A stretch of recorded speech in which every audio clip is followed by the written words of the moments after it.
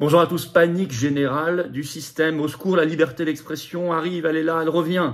Elon Musk a définitivement racheté Twitter et ça s'affole dans l'oligarchie, voire ça menace. On va en parler concrètement, il ne s'agit pas ici dans cette vidéo de déifier Elon Musk, on a plein de points de désaccord par ailleurs et il faut toujours être méfiant bien sûr. Mais on va parler de ce sujet de la liberté. On va être amené à parler notamment aussi de l'Union européenne, de ce qui peut arriver à partir du 1er janvier prochain avec le droit européen. Il faut que je vous informe de tout cela. Et puis des réactions. On va parler de l'immédiateté aussi. N'oubliez pas que les États-Unis sont en campagne électorale pour le 8 novembre et que ce sont des élections absolument cruciales. J'ai fait une vidéo récemment sur cela. Bref, vous allez voir, on va parler de Trump aussi, de choses importantes, très importantes. Nos libertés, notre liberté d'expression, qui est la clé de notre libération, bien évidemment. N'oubliez pas de vous abonner justement à cette chaîne YouTube si vous voulez que de nouvelles personnes voient ces vidéos, en faisant circuler mieux ces vidéos. En étant abonné à ce compte, il faut juste appuyer, ça prend un quart de seconde sur le petit bouton s'abonner, juste en dessous, un clic, c'est gratuit bien évidemment. Profitez-en pour appuyer sur la petite cloche une fois que c'est fait à côté pour recevoir les notifications des futures vidéos et des futurs directs sur cette chaîne. Grand merci à ceux qui vont s'abonner dans les secondes qui viennent et à ceux qui l'ont fait récemment. Je vous rappelle que le 3 novembre, je suis en Corse. Vous écrivez à référent20 tout collé sans accent @les-patriotes.fr pour avoir des informations, voire réserver s'il y a encore des places. Je serai heureux de vous voir dans le cadre du Tour de France de la Résistance et le 9 novembre, journée de commémoration, hommage au général de Gaulle, avec notamment un déjeuner ensemble, mais pas que évidemment, hommage. Le lien pour s'inscrire est sous la vidéo en description. Je vous attends également. Je vous attends aux patriotes. Je vous attends aux patriotes dans cette grande famille de résistants, dans cette famille magnifique, merveilleuse. Et je le vois dans mon Tour de France, honnêtement, ça fait plaisir à voir de voir cette solidarité entre nous, que ce soit en métropole, outre-mer ou à l'étranger. Vous serez tout de suite mis en relation en étant adhérent aux patriotes ou réadhérent avec des gens qui pensent comme vous. Pas forcément sur tous les sujets, mais enfin, des grandes familles de combat, ça fait plaisir. On voit qu'on n'est pas seul. On se bat pour la liberté, la souveraineté, l'avenir, la France libre, la France belle, l'humanité. C'est tout cela nos combats pour nous et les générations qui viennent. Alors le lien pour adhérer ou reprendre votre adhésion annuelle, si elle a plus d'1 an, pensez-y, c'est le même, c'est le premier lien sous la vidéo en description. Il est également en commentaire épinglé et dans les dernières secondes de cette vidéo en cliquant sur votre écran. Sous la vidéo en description, vous trouverez juste en dessous un deuxième lien pour faire un don de soutien aux patriotes. Vital pour faire tout ce qu'on fait. Je vous le dis, le redis, avec la plus grande des sincérités, parce que nous n'avons pas un centime de financement public cette année, rien, pas d'aide, toute l'oligarchie contre nous. Or on fait, ça coûte cher. Et dons supérieurs à 500 €, aux nouveaux avantages, c'est écrit sur le site des Patriotes, mais dans tous les cas, c'est défiscalisé aux 2 tiers pour vous, quel que soit le montant, c'est utile, c'est défiscalisé comme l'adhésion, comme la réadhésion. Bravo donc aux donateurs et aux réadhérents, bienvenue aux nouveaux adhérents Patriotes. Alors, l'incroyable panique du système. Je dirais même c'est la panique générale, panique à bord. Oui, parce que vous voyez, l'avenir appartient aux patriotes. Alors ça leur déplaît souverainement. Que se passe-t-il? Ça y est, ce 28 octobre, sur son compte Twitter justement, Elon Musk, le milliardaire américain, a confirmé le rachat total de Twitter, le réseau social, avec ce tweet « L'oiseau est libéré ». Vous savez que l'oiseau bleu, c'est le petit logo de Twitter. Il confirme le rachat pour 44 milliards de dollars après des mois de saga dont on avait un peu parlé ici.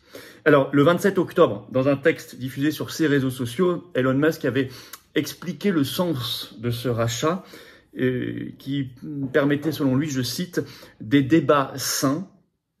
C'est ça qu'il veut réinstaurer. Je le cite, « Il est important pour l'avenir de la civilisation, dit-il, écrit-il, d'avoir une place publique en ligne où une grande variété d'opinions peuvent débattre de façon saine, sans recourir à la violence. » Et il ajoute « pour essayer d'aider l'humanité que j'aime ». Voilà le sens, selon lui, de ce rachat, la philosophie de ce rachat. Alors, selon des sources anonymes dans 2 médias américains, donc CNBC et le Washington Post, Elon Musk, ça a été confirmé, a immédiatement licencié 3 grands dirigeants de Twitter. D'abord le patron, c'était Parag Agrawal, également le directeur financier Ned Segal et la responsable des affaires juridiques Vijaya Gadde, qui était responsable début 2021 du bannissement définitif à vie du compte Twitter de Donald Trump et qui avait également suspendu le compte du média américain, le New York Post, en 2020, pendant la campagne présidentielle américaine, parce qu'il avait osé publier des informations qui se sont révélées exactes ensuite sur le fils de Joe Biden, Hunter Biden. Vous voyez le personnage. Hop, viré, dégagé. Au premier jour, dès les premières minutes de la prise de contrôle de Twitter. Donc, il y a quand même des actes immédiats, ce qui est intéressant. On parle même du possible retour de Donald Trump sur la plateforme. Confère cet article du Monde du 28 octobre, je cite, « Le possible retour de Trump sur les réseaux ». Bloomberg, je cite, a annoncé que Elon Musk souhaite lever les interdictions à vie sur Twitter. Or, Trump est justement concerné par une interdiction à vie jusqu'ici. Trump a réagi lui-même sur son propre réseau social Truth Social le 28 octobre. Je cite Trump, « Je suis vraiment heureux que Twitter soit désormais entre de bonnes mains ». Par ailleurs, autre élément très intéressant qui va dans le sens d'une beaucoup plus grande liberté. Elon Musk a confirmé sur Twitter, sur son compte Twitter, ce 28 octobre, qu'il va, je cite, « creuser dès aujourd'hui le sujet des shadowbans ». Vous savez, shadowban, c'est assez subtil. Alors, ça veut dire en français, c'est une interdiction. On vous invisibilise. C'est une invisibilisation, mais c'est pas une sanction officielle. C'est très vicieux parce que vous ne le savez pas forcément, mais vous vous en rendez compte au bout d'un moment. En fait, les autres ne voient pas ou voient moins bien votre compte. Mais aussi, dit-il, de la réduction du nombre d'abonnés, le bannissement des recherches, etc. Il y a plein de méthodes subtiles pour essayer de baisser votre influence sur un réseau social. Et ben tout cela, le 28 octobre, Musk a confirmé que tout de suite, il allait creuser ces affaires-là. Et on imagine pour y mettre fin. Alors, ce qui est intéressant, c'est la réaction du système. Colère, affolement, panique et menace du système. On va commencer par la presse, bien sûr, en France, les Échos, l'édito des Échos du 28 octobre, tellement significatif. Le titre, tout est dit dans le titre, « Le danger Elon Musk », tout simplement, avec, je cite un extrait, « L'inconséquence de ses récents propos laisse craindre le pire ». L'article parle également de profond malaise, bien évidemment, on pouvait l'écrire à l'avance. Alors que, pourtant, dans son message sur les réseaux sociaux ce 27 octobre, Musk a pourtant prévenu que Twitter ne deviendrait pas, je cite, un enfer sous forme de foire d'empoigne. Décidément, c'est pas facile à dire comme phrase. Un enfer sous forme de foire d'empoigne. Il ne veut pas de cela, c'est-à-dire qu'il y aura des règles, évidemment, vous ne pourrez pas menacer de mort des gens, insulter, etc., ce qui est tout à fait logique. C'est déjà le cas dans la vraie vie, et il ne veut pas de cela, mais ça n'empêche que des journalistes écrivent quand même que c'est terriblement inquiétant, que c'est un danger, etc. Par ailleurs, il inquiète dans le contexte particulier des élections américaines de mi-mandat du 8 novembre. Et ça, c'est très important. Allez voir ma vidéo récente sur ces élections et leur enjeu si crucial, notamment dans le contexte de la guerre en Ukraine, pour vous en convaincre. Ainsi, Le Monde a bien repéré le problème. Le Monde, le 28 octobre, je cite le titre « Restaurer le compte de Donald Trump redonnerait un porte-voix important aux républicains dans cette période électorale ». Bah oui, il reste encore quelques jours de campagne et ce sont les plus importants. Donc ça, le système le craint. Vous avez même alors des articles un peu ridicules. BFM TV le 28 octobre, je cite le titre. Sur Twitter, la résistance s'organise après le rachat par Musk. Et puis le grand capital aussi, évidemment.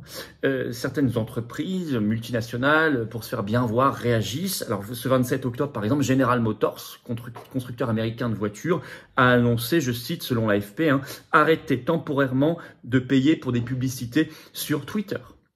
Nous suivrons à la trace toutes les marques qui prendront la même décision et nous les boycotterons. Parce que nous saurons qu'elles sont des ennemis de la liberté d'expression. Il faut être clair, notre arme de consommateur, c'est ça. Il faut l'utiliser à plein. Voilà, comme on l'a fait avec les cinémas, etc. Suite à la mauvaise réaction de beaucoup de comédiens et d'acteurs français sur le Covid, le pass sanitaire, etc. Mais la réaction, si vous voulez, la plus violente et la plus significative, la plus inquiétante, je dirais aussi, enfin pas surprenante, elle vient de l'Union européenne.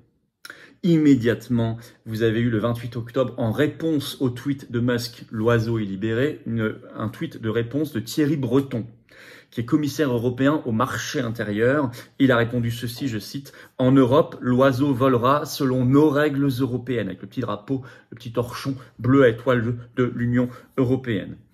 Et je vous rappelle que l'Union européenne a pris des mesures récentes pour brider la liberté d'expression sur les réseaux sociaux. Ce 27 octobre a été publié au journal officiel de l'Union européenne le règlement européen sur les services numériques qui s'appliquera à partir du 1er janvier 2024, pardon, et qui prévoit des choses inquiétantes. Je vais vous citer ceci. Je vais vous citer ce qu'il faut en savoir. Je cite, ça c'est un article de BFM qui expliquait un peu ce règlement. Il imposera le retrait rapide de tout contenu illicite selon les lois nationales et européennes dès qu'une plateforme en aura connaissance. Il contraindra les réseaux sociaux à suspendre les utilisateurs violant entre guillemets fréquemment la loi. Il impose aux très grandes plateformes, celles comptant plus de 45 millions d'utilisateurs actifs, donc Twitter est concerné dans l'Union européenne, d'évaluer elles-mêmes les risques liés à l'utilisation de leurs services et de mettre en place les moyens appropriés pour retirer des contenus problématiques. Je ne sais pas ce que ça veut dire moyens appropriés ni contenu problématique. Vous voyez? Ça, alors c'est début 2024, on va se battre. On va en reparler de tout ça et on va se battre. En tout cas, l'Union européenne, dès qu'on parle de liberté d'expression, sort les griffes. Et c'est très significatif de ce qu'est cette oligarchie, cette tyrannie, cette horreur qu'il faut quitter par le Frexit. Raison supplémentaire. La réaction de Thierry Breton, à la limite, elle est bienvenue parce qu'elle montre au grand jour ce qu'est la dictature, la tyrannie européiste. Et je crois qu'elle donne du carburant au camp du Frexit. Alors, qu'est-ce qu'il faut penser de tout cela? On va suivre de près. Bien sûr, nous, on veut des actes, on veut des preuves. Hein. Attention, on ne se contentera pas des déclarations d'intention. Mais ce qui est certain, vu les réactions, c'est que la liberté gêne profondément l'oligarchie, car l'oligarchie ne règne pas par l'argumentation, le débat éclairé argument contre argument. Elle règne, et vous le savez, par la peur, par la menace, par la censure. Donc la liberté et la liberté d'expression sont ses plus farouches ennemis. Ça nous promet des batailles homériques en vue. Il ne faut pas aduler Elon Musk, il a d'autres défauts. Mais ce rachat est objectivement une excellente nouvelle et nous suivrons cela de près. Ça peut faire repencher le balancier dans le bon sens.